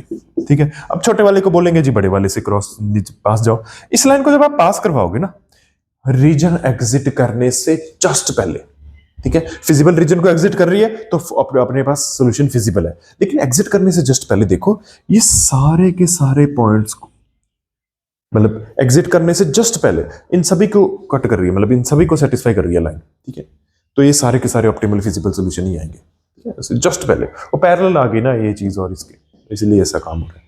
और ये टेस्ट नहीं है, इसको प्रॉपरली निकाल के दिखा जाएगा। ठीक है, आइसोप्रोफिट से आपको मतलब समझ आ जाएगा ये बात, ऐसा क्या सीन हो रहा है। ऐसा मत देख लेना कि यहाँ पे जो भी लाइन हो और यहाँ पे सेम स्लोप हो तो सीधे ही बोल देना इनफाइनाइटली मैनी सॉल्यूशन। ओ नहीं नहीं नहीं नहीं, ठीक है, नहीं नहीं नहीं, मैं आपको यहाँ पे चेंज कर दूं ना, x is less than equal to 2, तो आपका ना ये ऐसे लाइन आ जाएगी, तो एक ही पॉइंट आएगा, देखो ये वाला। ठीक है, इस लाइन को थोड़ा सा पीछे कर दूं ना तो एक ही पॉइंट आएगा। चलो छोड़ो, पेपर में निकाल के देख, ठीक, यहाँ पे 2 कर दूंगा ना तो यही लाइन इससे पीछे पीछे वाला रीजन होगा, तो एक ही पॉइंट आएगा। तो ऐसा नहीं है कि सेम स्लोप आने पे ही इनफाइनाइटली मैनी आएंगे।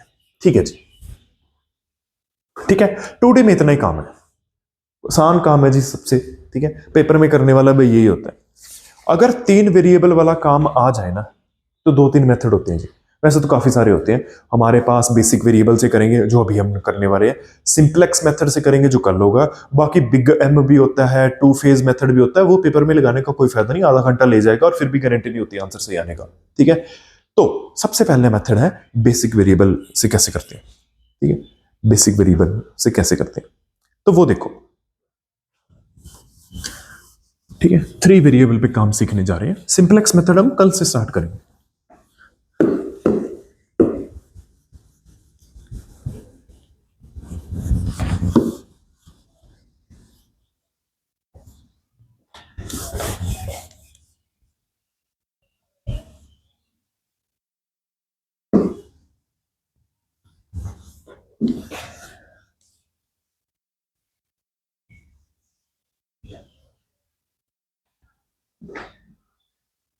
ठीक है जी,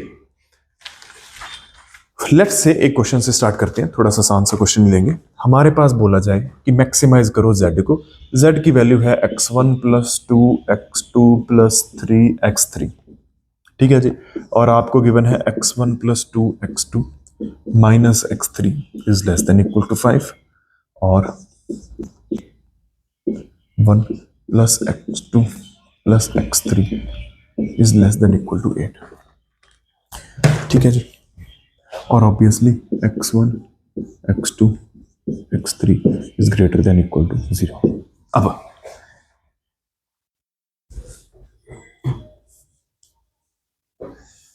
ठीक है, x1 plus 2x2 plus 3x3 और x1 plus 2x2 minus x3 is less than equal to 5।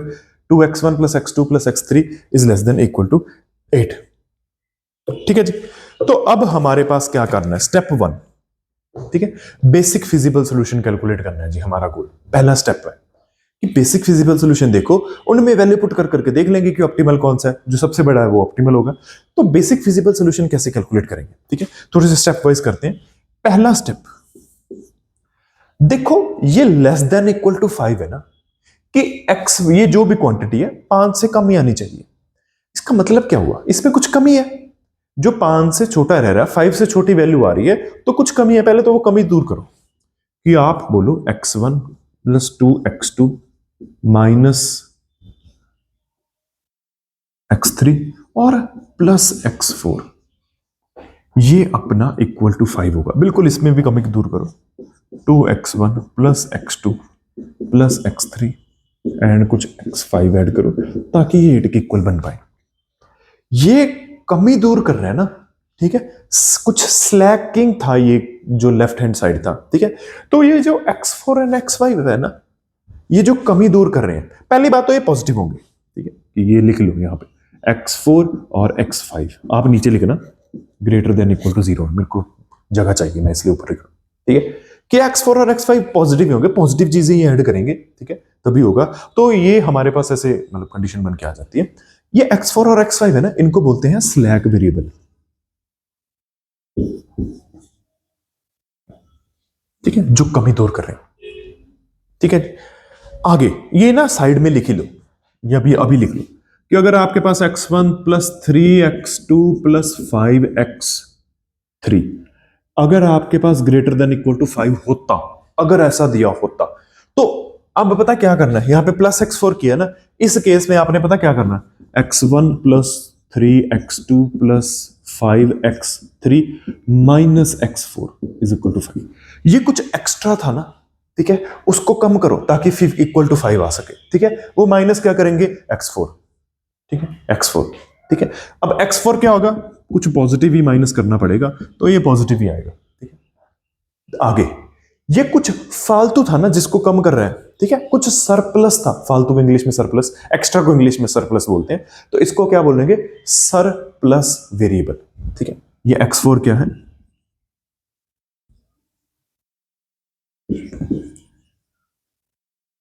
Surplus variable, ठीक है।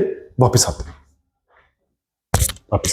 स्लैक वेरिएबल ऐड किए, सरप्लस वेरिएबल माइनस होता है, कुछ ज्यादा को कम करने के लिए सरप्लस वेरिएबल, कम को ज्यादा करने के लिए स्लैक वेरिएबल, ठीक है जी।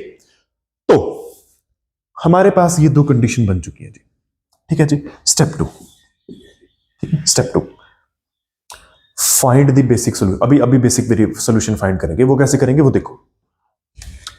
हमारे पास कितने वेरिएबल बन चुके हैं जी, 5 वेरिएबल बन चुके हैं, लेकिन कंडीशन तो हमारे पास 2 ही है, 2 कंडीशंस है, वेरिएबल 5 हो गए। सॉल्व कैसे करेंगे, तो आप क्या करो, 3 वेरिएबल एक्स्ट्रा आ रहे हैं, कंडीशंस 2 ही है, सॉल्व हमने 5 वेरिएबल करनी है, x1 x2 x3 की वैल्यू, तो 3 वेरिएबल एक्स्ट्रा आ रहे हैं ना। आपने क्या करना है, स्टेप 2 में 3 वेरिएबल को 0 पुट करना है, ठीक है। 3 वेरिएबल को इस केस में 0 पुट कर देना है, ठीक है जी। तो पहले एक बार के लिए समझते हैं। फॉर एग्जाम्पल हमारे पास होते n वेरिएबल, ठीक है, उस स्लैक वेरिएबल और सरप्लस वेरिएबल भी काउंट करना जो आपने खुद इंट्रोड्यूस किए। मान लो हमारे पास m कंस्ट्रेंट्स है, ठीक है, 5 वेरिएबल है, 2 इक्वेशन है, 3 को निकालने पड़ेगा, क्योंकि हमें 2 इक्वेशन से ही काम, मतलब 2 इक्वेशन है तो 2 वेरिएबल चलेंगे, 3 इक्वेशन होती तो 3 वेरिएबल से काम चला लेते, 5 इक्वेशन होती तो 5 वेरिएबल से काम चला लेते, ठीक है। लेकिन अनफॉर्चुनेटली फॉर अस कि जितने वेरिएबल हो उतनी इक्वेशन चाहिए होती है सॉल्व करने के लिए, ये सब आपको पता है। तो हमारे पास जैसे 5 वेरिएबल है, 3 इक्वेशन, 2 इक्वेशन है, 3 को 0 पुट करने पड़ेगा। तो फॉर एग्जांपल इन जनरल आपके पास स्टेप 2 में क्या काम करना है, n वेरिएबल है, m कंस्ट्रेंट है, आपको n माइनस m वेरिएबल को 0 पुट करना ही पड़ेगा, ठीक है जी, आपको 0 पुट करना ही पड़ेगा। ठीक है, तो इस केस में हम 3 वेरिएबल को 0 पुट कर सकते, लेकिन पहले तो ये नोट कर लो, ये जो 3 वेरिएबल 0 पुट कर रही हो ना, इनका कोई काम तो है नहीं, ठीक है, इनको बोलते हैं नॉन बेसिक वेरिएबल। ये जो 3 वेरिएबल है ना, जिसको इक्वल टू 0 पुट कर रहे हैं, इसको बोलते हैं नॉन बेसिक वेरिएबल, ठीक है, नॉन बेसिक वेरिएबल, ठीक है। जो नॉन जीरो है, मतलब जिसको 0 स्टार्टिंग में पुट नहीं कर रहे, उनको बेसिक वेरिएबल बोल देते हैं, ठीक है। अब 5 वेरिएबल है, 3 को उठा के 0 पुट करना है, ठीक है। कितने तरीकों से कर सकते हो वो हमें पता है, 5 वेरिएबल से 3 चूज करके 0 पुट करना है ना, तो 5 से 3 ये 10 होता है, तो 10 तरीके हैं जी, तो वो सभी केस कैलकुलेट करने पड़ेंगे। पहला,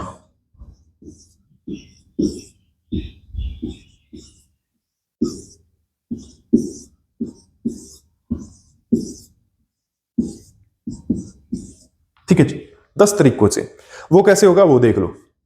तो या तो आप x1 को, x2 को, x3 को 0 पुट कर सकते हो, या आप x1 को, x2 को, x4 को 0 पुट कर सकते हो, या आप x1 को, x2 को, x5 को 0 पुट कर सकते हो, या आप x1 को, x3 को, x4 को 0 पुट कर सकते हो, या आप x1 को, x3 को, x5 को 0 पुट कर सकते हो, या आप x1 को, x4 को, x5 को 0 पुट कर सकते हो, या आप x2 को, x3 को, x4 को 0 पुट कर सकते हो, या आप x2 को, x3 को, x5 को 0 पुट कर सकते हो, या फिर आप x2 को, x4 को, x5 को 0 पुट कर सकते हो, और या फिर आप x3, x4, x5 को 0 पुट कर सकते हो, ठीक है जी। तो ये है अपने पास, तीनों को 0 पुट करने, कौन कौन से 3 चूज करने हैं वो देख लेंगे। तो पहली चीज देखो, अगर आपने x1, x2, x3 को 0 पुट किया, तो अब देखो 3 वेरिएबल को 0 पुट कर दिया ना, 2 वेरिएबल बचे, 2 इक्वेशन बची, निकालो, सबकी वैल्यू निकालो, ठीक है। For example x1, x2, x3 की इस इक्वेशन में 0 पुट किया, x4 की वैल्यू आपके पास आई, x4 की वैल्यू आपके पास आई 5, और x5 की वैल्यू आपके पास आई 8, ठीक है जी। बिल्कुल ऐसे x1, x2 और x4 को 0 पुट करो इस इक्वेशन में, x1, x2 और x4 को 0 पुट किया, हमारे पास क्या बचा, -x3 इज इक्वल टू 5, और इसमें x1, x2 और x4 को 0 पुट करो, तो यहां पे इस पहले x3 की वैल्यू आ गई -5, ठीक है। यहां पे पुट करो तो हमारे पास बन जाएगा x3 प्लस x5 की वैल्यू 8 है, तो x5 की वैल्यू अपने पास आ जाएगी 30, ठीक है। तो हमारे पास x3 is equal to 8, sorry -5, and x5 is equal to 30। बिल्कुल इसी तरीके से आप प्लीज पॉज करके बाकी सारी वैल्यू भी डालो, कि आप अब क्या करना है, थर्ड में आपने x1, x2, x5 की वैल्यू 0 डालनी, x1, x2 और x5 की, यानी x4 माइनस x3 की वैल्यू 5 है, इसमें भी डालो x1, x2 और x5 की वैल्यू 0, तो हमारे पास क्या आ जाएगा, x3 की वैल्यू क्या आ जाएगी 8, ठीक है। तो x4 की वैल्यू क्या आ जाएगी 13, तो हमारे पास क्या आ जाएगा, x3 की वैल्यू 8 और x4 की वैल्यू 13। बिल्कुल ऐसे आप सारे की वैल्यू फाइंड करो, ठीक है। तो इस केस में अपने पास क्या आएगा, x2 की वैल्यू 5/2 और x5 की वैल्यू 11/2,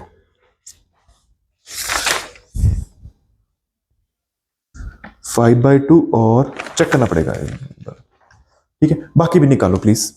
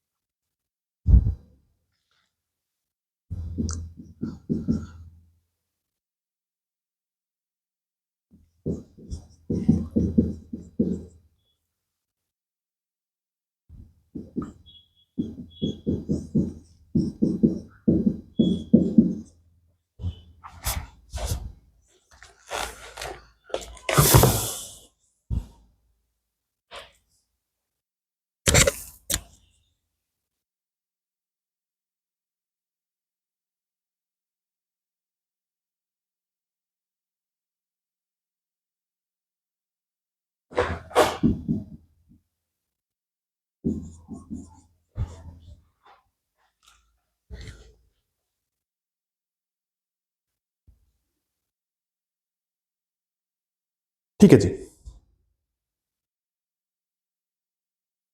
ठीक है जी। तो ये अपने पास वैल्यूज आ चुकी हैं, ठीक है, कि अगर आप 3 3 को 0 रखोगे तो इसी इक्वेशन में वो पुट करके हमारे पास बाकी वैल्यूज क्या आएंगी। ध्यान से देखो यार, x3 की वैल्यू -5, ये काटो, x3 पॉजिटिव होना चाहिए। उसके बाद ये गाग हो गया, x4 की वैल्यू -1, गलत। x5 की वैल्यू -2, बिल्कुल गलत, ठीक है। और 9th भी उठ चुका है, -2/3, ये गलत। तो बचे 6, 4 तो नॉन नेगेटिव कंस्ट्रेंट्स में ही उड़ा दिए, ठीक है। बचे हमारे पास 6 वैल्यूज। हमारे काम की कौन सी है, x1, x2 और x3। पहले वाले में आ रही है 0 0 0, ठीक है। थर्ड वाले सेकंड हमारे पास है 0 0 और 8। फिर है हमारे पास 0 5/2 0 0, x2 की वैल्यू 5/2 और फिर 0। फोर्थ है हमारे पास 0 13/3 11/3 0 13/3 11/3। फिफ्थ है हमारे काम की ये 4 0 0 4 0 0। और लास्ट है हमारे काम की ये, यानी 11/3 2/3 और 0 11/3 2/3 और 0, ठीक है जी। तो ये 6 वैल्यूज आई, बाकी में नेगेटिव वगैरह हो रहा था। x1 x2 x3 की ही हमारे काम की है। इन 6 वैल्यूज को हम बेसिक सॉल्यूशन बोलते हैं, बेसिक फिजिबल सॉल्यूशन, कि ऑप्टिमल इन 6 में से ये आएगा, ठीक है। अब वो कौन सा आएगा वो आप डाल के देखो, कि जैसे 0 0 0 डालोगे हमारे पास वैल्यू 0 आ रही है, यहां पे 24 आ रही है, यहां पे भी देख लो आपके पास क्या आ रही है 5, ठीक है। यहां पे देख लो आपके पास क्या आ रही है, ठीक है। जब 0 13/3 x2 की वैल्यू है और 11/3 हमारे पास x3 की वैल्यू है, ठीक है। चेक कर लो क्या आ रहा है। आई एम होपिंग कुछ 13 2 26 और 26 + 33 यानी 59/4। इसकी वैल्यू देख लो 4,0,0 इसमें तो 4 ही आ रही है, ठीक है। और इसमें देख लो फाइनली हमारे पास 11 + 4 यानी 15/3, ठीक है जी।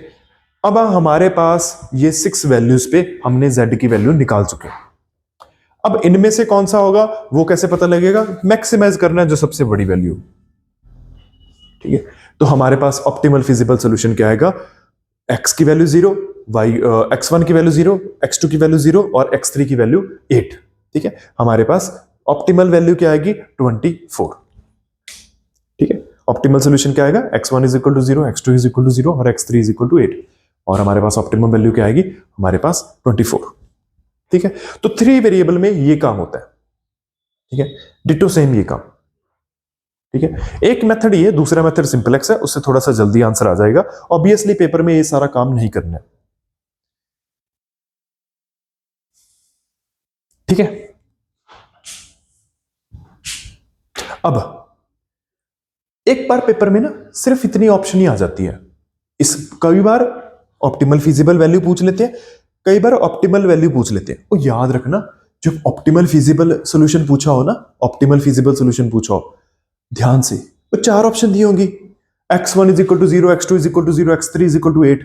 और कुछ और दिया होगा x1 is equal to 1, x2 is equal to कुछ ऐसे करके, और चारों में से देख लेना सबसे बड़ी इसकी वैल्यू कौन सी आ रही है, जिसमें आ रही होगी चेक कर लेना इन दोनों को सेटिस्फाई कर रहा है कि नहीं कर रहा, बस इतना सा काम होता है। और चार ऑप्शन दी होगी ना, चारों में कुछ ना कुछ एक्स वाई जेड की x1 x2 x3 की वैल्यू दी होगी, जैसे हमने आज पहले किया पेपर में वो वैसे कर लेते हैं। ये सब काम तभी करना होता है जब एक ऑप्टिमल वैल्यू हमारे पास निकालनी हो, 24 दी हो जैसे, तो मुश्किल हो जाता है। दूसरी चीज, वो यहां पे बेसिक वेरिएबल चूज कर रहे थे ना, जैसे इस केस में बेसिक वेरिएबल x4 x5 आया, x3 x5 आया, x3 x4 आया, है ना। अगर पेपर में आ जाता है कभी कभी, अगर सारे के सारे बेसिक वेरिएबल की वैल्यू भी 0 आ जाए, ठीक है, if all of the basic variable, if the value of, ऐसे लिखो, इफ द वैल्यू ऑफ, या ऐसे भी, इससे भी बेटर लिखो, ऐसा लिखो, if all the basic variable in optimal feasible solution, if all the basic variable in optimal feasible solution are non-zero, if all the basic variable in optimal feasible solution are non-zero, ठीक है, then the solution is called non-degenerate। Paper में आ जाता है कि क्या ये degenerate है या नॉन डिजेनरेट है, ठीक है। और if any of the basic variable is equal to 0, then the optimal feasible solution is called degenerate solution, ठीक है। पेपर में कभी कभी ये आ जाता है।